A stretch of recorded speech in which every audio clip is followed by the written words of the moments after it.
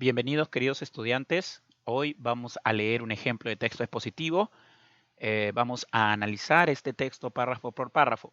No se olviden que esta ficha de trabajo está en su cuaderno de trabajo de cuarto de secundaria, en el curso de razonamiento verbal.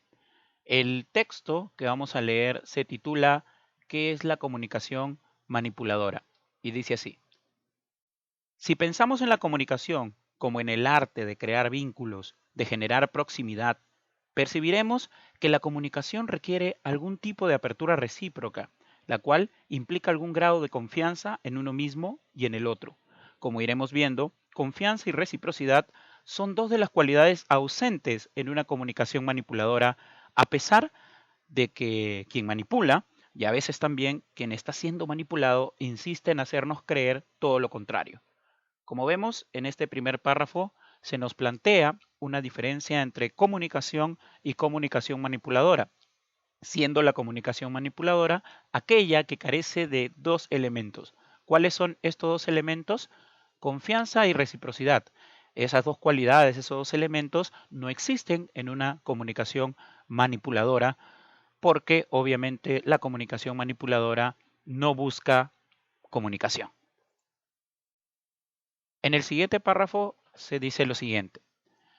En una comunicación auténtica, los interlocutores se interesan por crear un espacio de seguridad mutua en el que puedan plantear las diferencias con respeto, es decir, tratando de no dañarse el uno al otro. Están atentos a detectar y aclarar los malentendidos que en algún momento se producen, para lo cual tratan de expresar claramente lo que piensan y lo que sienten y lo reformulan tantas veces como sea necesario para asegurarse de que ambos están hablando de lo mismo. Preguntan y responden con claridad. Están atentos a cualquier señal de resquebrajamiento de la unión comunicativa y por todo ello se esfuerzan sobremanera en escuchar, que no es lo mismo que callar mientras otro habla, escuchando con toda la mente y con todo el cuerpo. Un acto de auténtica comunicación es comparable a un acto de amor, en el que se goza al dar y recibir con respeto mutuo y con reciprocidad. ¿De qué habla este párrafo? Hace una referencia, hace una diferencia entre la comunicación auténtica y la comunicación manipuladora, planteando que la comunicación auténtica intenta hacer que los interlocutores se entiendan a la hora de comunicarse.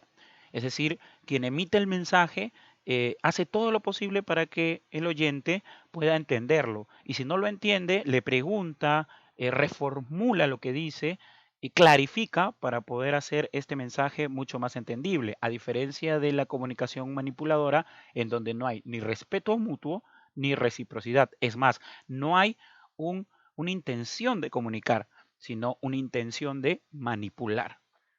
Y como dice la última parte del párrafo, esto es comparable a un acto de amor en el que se goza al dar y recibir con respeto mutuo y con reciprocidad. ¿Qué quiere decir esto?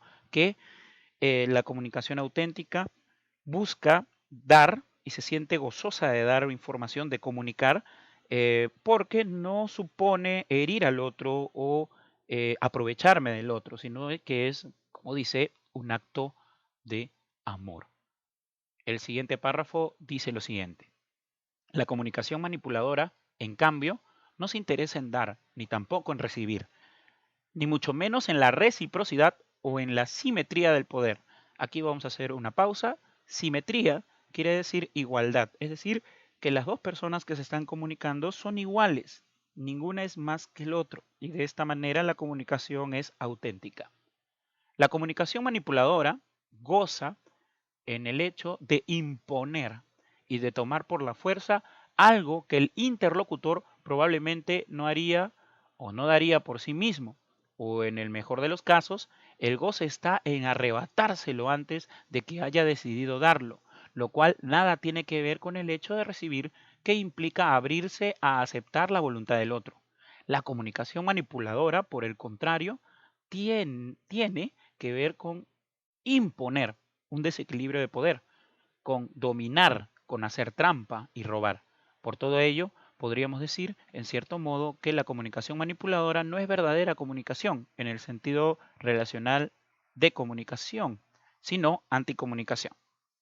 Bien, en este párrafo está mucho más claro la idea de comunicación manipuladora, en donde no se intenta comunicar, es decir, no hay una simetría del poder, sino que se intenta robar, arrebatar, manipular, dominar al otro a través de la supuesta comunicación que la autora llama anticomunicación.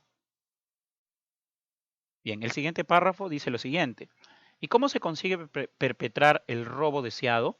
Se consigue introduciendo perturbaciones específicas en la comunicación que infunden confusión, culpa, miedo o vergüenza en el interlocutor y se aprovechan esos momentos de confusión o malestar inducido para perpetrar el delito.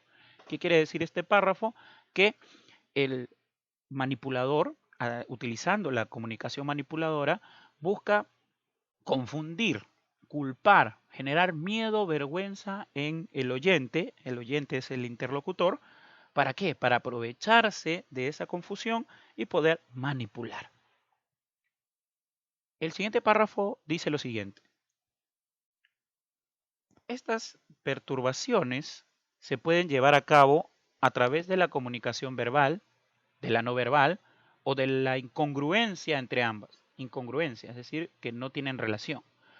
Unas y otras dejan aún en plena fase de confusión el regusto inquietante de que algo anda mal. Es común la sensación de disonancia entre lo que dicen las palabras y lo que expresa el cuerpo o el comportamiento. Detectar ese algo que desafina y anda mal y hacerlo lo antes posible es crucial para frenar el daño y para reanudar la tarea de la comunicación auténtica cuando todavía es posible y se desea, por lo menos en los terrenos en donde todavía sea factible, y si ya no hay restablecimiento posible, para disponernos a cumplir con el deber difícil, complejo y a menudo doloroso de cortar la relación con el manipulador abusador. Pero no vayamos tan deprisa, hay mucho que hacer primero y hay que hacerlo bien. Para ello vamos a empezar por ir afinando nuestra capacidad para detectar la manipulación. Como vemos en este párrafo ya se nos dice cómo detectar ese algo que no va bien cuando tenemos una comunicación manipuladora, cuando interactuamos con manipulador y pues ya nos está dando algunas ideas de cómo detectar ese algo sospechoso que genera una comunicación manipuladora. El siguiente párrafo dice lo siguiente. Tomo prestadas de Isabel Nazareaga, 2004, página 85, algunas frases perfectamente ilustrativas de cómo percibimos la comunicación con un manipulador. Cito, solo con él o ella tengo problemas de comunicación. Nunca te aclara nada. Tienes que adivinarle el pensamiento. Saca las cosas de quicio y tergiversa las palabras. Es muy desestabilizador. No sé qué gana con actuar así. Desvía el tema de su verdadero propósito y después quiere hacerte creer que eres tú quien lo enredas todo. Como vemos aquí en este párrafo, la autora cita a Isabel Nazare Aga, posiblemente uno de sus libros o artículos en la página 85 y nos habla de cómo son las frases de una comunicación con un manipulador. Obviamente intenta generar confusión, ira, culpa, vergüenza para que el interlocutor esté vulnerable y se lo pueda manipular. El último párrafo trata lo siguiente. Tratar de comunicarse con una persona manipuladora es un esfuerzo arduo e inquietante y nos deja con la sensación amarga de que hagamos lo que hagamos, verdaderamente no podemos comunicarnos con ella. Aunque quizás no lo parezca, quien está acostumbrado a manipular es un virtuoso en el arte de distanciarse y escapar, como haría un eterno fugitivo. La comunicación manipuladora es siempre retorcida. No es una comunicación franca, abierta ni directa. A menudo es contradictoria y comparte muchas de las características básicas de la comunicación perversa al hacer aparecer como comunicación lo que en realidad es un comportamiento destinado a mantener bajo control y bloqueado el flujo comunicativo. Este último párrafo clarifica todo lo expuesto y dice que básicamente la comunicación manipuladora es una comunicación perversa, o sea, que tiene una intención malvada, en donde en realidad no busca la comunión, es decir, el acercamiento, sino la lejanía y obviamente tomar partido de nuestra vulnerabilidad. Este texto hermoso, hermosísimo, está extraído de el libro La manipulación, la perversidad del pequeño poder de Nuria Mata. Muy bien, lo que acabamos de leer, queridos estudiantes, es un ejemplo de texto expositivo, muy interesante por cierto, y ahora les toca a ustedes. La actividad es resolver estas 10 preguntas que están muy facilísimas, es papayita, y obviamente su actividad de extensión va a ser leer el texto también muy interesante, ¿en qué consiste el existencialismo de Jean-Paul Sartre? Aquí está el texto, también son preguntas solo para marcar, y van a imprimir o si es que tienen el libro de trabajo, el cuaderno de trabajo, pegar en su cuaderno el bloque 2, que es solamente un texto, y también lo resuelven. Las respuestas espero me las puedan enviar como foto o por correo electrónico. Muy bien, espero que les haya gustado esta clase de texto expositivo. Nos vemos en una próxima ocasión. Chau, chau, chau.